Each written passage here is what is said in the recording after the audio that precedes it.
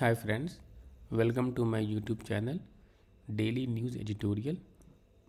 In this channel, we regularly cover the Hindu newspaper editorial page articles. In today's video, I will be covering today's page that's dated 16th of July. If you like my video, do subscribe, like, and comment. Let's begin. Ending the impasse. India China cannot put the distrust of the past behind without resolving the border issue. India's relations with China have been in deep freeze for over a year. The crisis the crisis on the LAC remains unresolved. The tens of thousands of soldiers from both sides still remain deployed in forward areas. Against this backdrop, Wednesday's meeting between External Affairs Minister S. Jaishankar and his Chinese counterpart Wang Yi in Dushanbe assumes significance. The last meeting in Moscow in September 2020 took place in the aftermath of Galwan Valley clash and at a time of tinderbox like situation south of Pyongyang Lake, with troops and artillery dangerously close to each other on the heights of the Kailash range. A political agreement then paved the way for both sides to disengage in February, but the agreements in Galwan and Pyongyang Lake, where both sides have put in place no patrolling zones, have not been followed at other disputed sites in Despang, Demchok, Gogra, and Hot Springs. Will the will the Sanbe meeting similarly break the impasse? The initial readouts from both sides do not inspire confidence.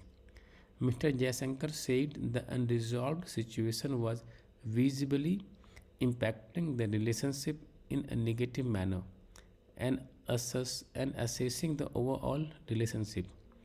It was it was peace on the border that provided the foundation for the development of ties since 1988, when the post 1962 freeze ended. Mr. Wang did not appear to view the boundary dispute with the same seriousness, instead, calling for it to be kept in an appropriate place while expanding the positive momentum of bilateral cooperation.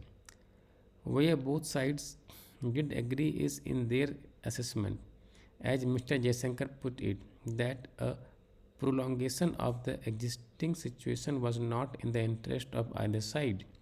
The difference from Moscow to Dus- Dushanbe is that China, which last year was equally concerned after India's counter deployments to take the heights of the Kailash range, where even shots were fired in warning, the first firing since 1975, now appears to be in no hurry to restore the status quo elsewhere. India, having declared that normalcy cannot be possible without disengagement and de-escalation, and signaled its intent with measures including scrutiny on Chinese investment. Bilateral trade, however, is still booming beyond pre-pandemic levels thanks to huge imports of medical supplies.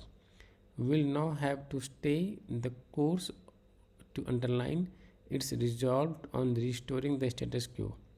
Mr. Wang also said that Beijing's strategic judgment on China India relations remains unchanged. While China's PLA, which has been dragging its feet on the negotiations to restore the LAC status quo since February, shares that judgment remains to be seen. The only way for Beijing to demonstrate that is indeed the case will be to resume negotiations on the LAC at the earliest.